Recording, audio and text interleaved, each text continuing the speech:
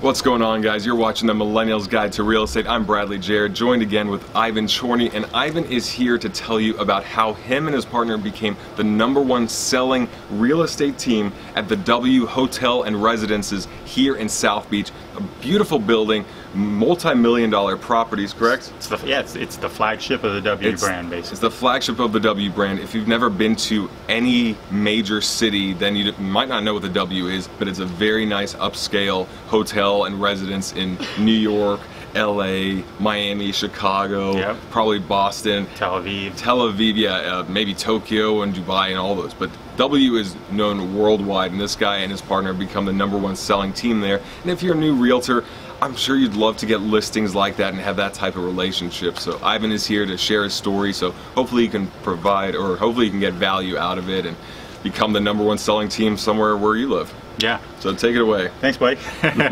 Nice to be back with you guys.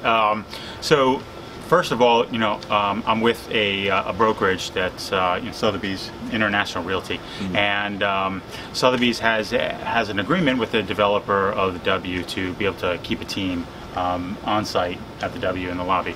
So first thing I had to do was be selected to be part of that team.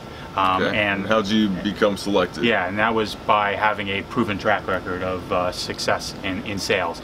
I'd been on development projects, new development projects, for basically the first 10 years of my real estate career, and I think all but one I was the top selling agent, and that one that I wasn't, it never got built anyway. So okay, so there you go. So he knew it. So it wasn't a great one anyway. It was hard for me to sell it. I knew it wasn't going to happen. Yeah, right, there you go. Some intuition. He's like, nah, I don't want to sell this one.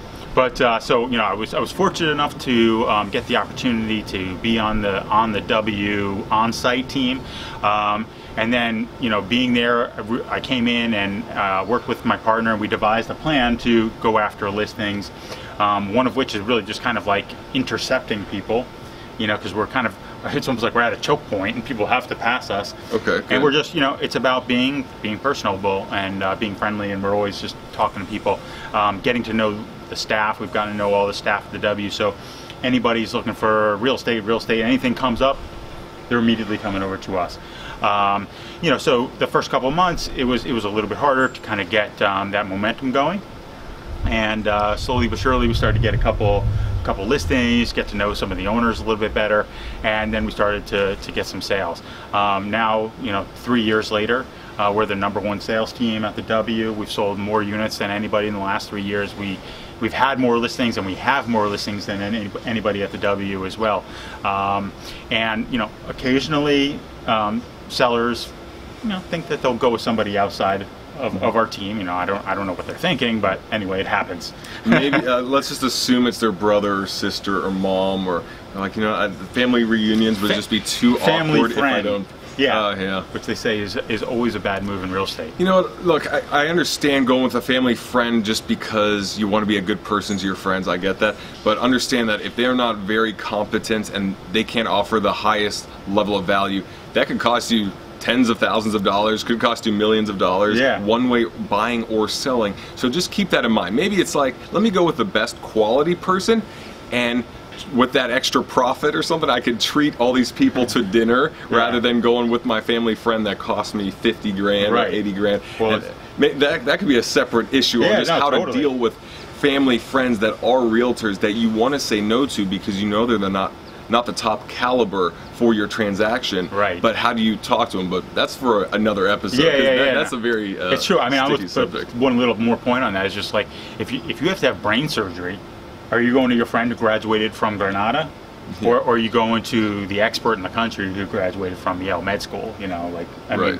you got to find the expert and go with the expert. So anyway, I'm on that team, that expert team at the W South Beach, and one example was the Zaha Hadid listing. So if you're not familiar, Zaha Hadid won the Pritzker Prize for Architecture twice. She's the only woman to win that award, and she owned a private residence at the W South Beach that she totally got renovated in her fancy curvaceous style. Super cool unit, just like really cool lighting and lots of curves and aluminum and reflections. It's really neat. So she passed away, unfortunately, I think it was about a year and a half ago. And then her estate, they had to sell the unit. They had to figure out what to do with it. So they interviewed one agent who was out of Coral Gables, and they interviewed us.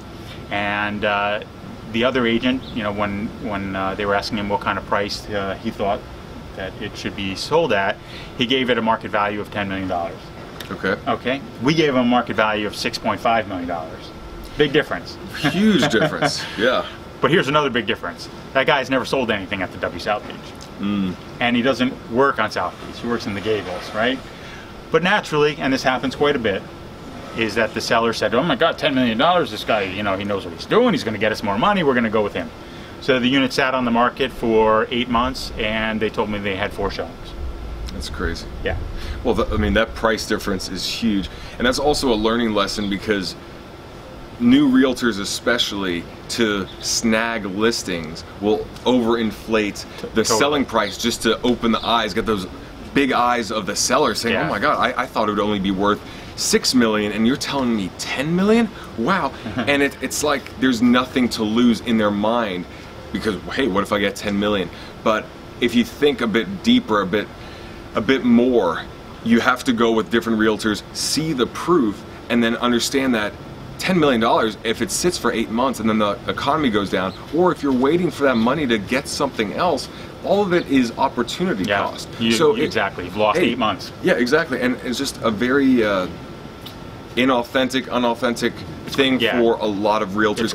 It's cold, and it's going to ruin your reputation, because if it's not based on actual facts of, you know what, here are the comps, your place is a bit nicer than these comps, so let's move it up a tiny bit, or the market is going up. So if it's not justified, you're going to be hurting your reputation, and word's going to get out, and that's going to come back to bite you. It's called buying the listing, and I think it's really unethical. It's a strategy that unfortunately realtors do use, but I won't use it, because I'm all about integrity. And that plays out in the long run. I think that guy, whoever it is, that's going to be very tough for him to overcome in the future, when he had this listing and everyone's laughing because he marked it up so high that either he's incompetent, he has no idea of the value, or it was so obvious that he tried to buy the listing, which either way he did. And now he's going to have to try and overcome that, hide that part of his past to every other potential buyer. Because it was a huge news splash. I mean, LA Times, Wall Street Journal, many media outlets picked up the story when they came back to us and they said, hey, it didn't work out with the first guy. Will you guys list it? And we, of course. And they said, well, they asked us again, what's the price we thought? We said, $6.5 million. So, all of a sudden this was like a big story, because it's Zaha Hadid, and it was a $3.5 million reduction from this other guy's initial price. So that's something that reflects badly on him, unfortunately. Absolutely. So, applicable advice, something to take away. If you are, you have something? Yeah, I was going to say that unit is now under contract. Oh, there is a happy ending to the story. At the end of this month. I'm not going to divulge the price, but obviously it's 6.5 million or maybe slightly under. But just goes to show that if you list something and you're authentic about it and you have integrity and you know the market, it will sell. It will sell. And then guess what? If you have a seller or a buyer looking at $6.5 million property and the transaction goes smooth, you were honest and ethical and everything, guess what? They have friends and family members that are probably in that same price range. And now your career has referrals coming in all in that realm, in that direction. And that's well worth it, rather than trying to snag that $10 million listing, which isn't even a $10 million listing, and it's basically sabotaging yourself. Yeah, absolutely. I mean, and another thing about just being on the W team is that, immediately when I started at the W, every unit was over $800,000. So it immediately transported my reputation and my image from being, like a $500,000 to $800,000 sales guy to being like a million plus luxury agent. So somewhere in there, there's another tip for people. You have your name on this one or no? No. Okay. No, this is no is a just custom bonobos. name. Oh, jeez. H&M. No, I'm just kidding.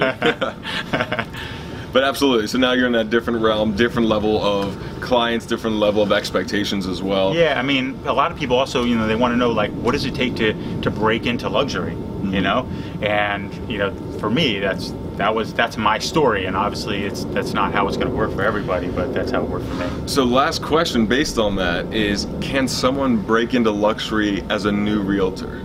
Yeah, you can if literally all you do is focus on luxury. You might have a bigger gap in between the time in which you start to when you start to do business. So you might want to also think, okay, maybe I should have more savings. But I mean, I was just having lunch the other day with one of the top realtors in Miami, and he's like, man, I wish I just done luxury from the beginning, because now he's coming back to it kind of later on. He's done tons of sales. He's done everything all across the board, but he's not sure that his name is synonymous with luxury. And he's like, I wish I only did luxury from the beginning. Well, and see, that is long-term thought process. That's looking at the next 10 years, 15 years, and if you dive in and it takes you an extra year and a half to really make it or get your name going in the luxury market, well, if you plan on being a realtor or in this industry for 20 years, 30 years, it's nothing. But a lot of realtors get in looking for the next 6 months saying, hey, I want to make 5 figures, 6 figures real quick, and then who knows after that. So Ivan, any final thoughts on how someone can get into the real estate or the luxury market, or I don't know, become a top seller at a building? Well, I think again my story is a little bit more unique. Is that I started on the new development route, and so I was an on-site salesperson. So I was kind of given a block of inventory to sell, and I was able to do that, I think, because of my personality. Yeah. That was a big part of it. Personable. I mean, you got to be super personable, and I was being interviewed for these new project positions versus against people that had tons of experience, but I'm just a super outgoing, personable guy, and I get along with people real well. And a lot of sales in real estate is relationship sales, so it's not like, hard press sale. I got to figure out what's that hot button close. You know what I mean? Like, right, yeah. You're not really using closing techniques. It's more a relationship. So you have that relationship, and then people want to buy from you. And just like in any sales, people want to work with people they like. Absolutely. That's it. So if someone is super knowledgeable but they're just a jerk, you're not going to work with them. You'd rather work with someone that's almost as knowledgeable but is just great to get along with, and that goes across the board because it just makes life more enjoyable around people that you can smile around, share stories with, laugh with. And if you're personable, you have an advantage. Just learn the stuff, get going, stay with it. If you're not personable, good luck with everything else, because if you're a jerk, if you're just one of these negative people, it's not gonna, you're gonna sabotage yourself. All the other stuff's not gonna matter, because when you speak to someone, they're gonna get bad energy, bad vibes from you, and not want to work with you. Yeah, so it's relationship sales. I think that's definitely one of the biggest things that people could focus on, rather than any kind of sales techniques and reading all these different sales books.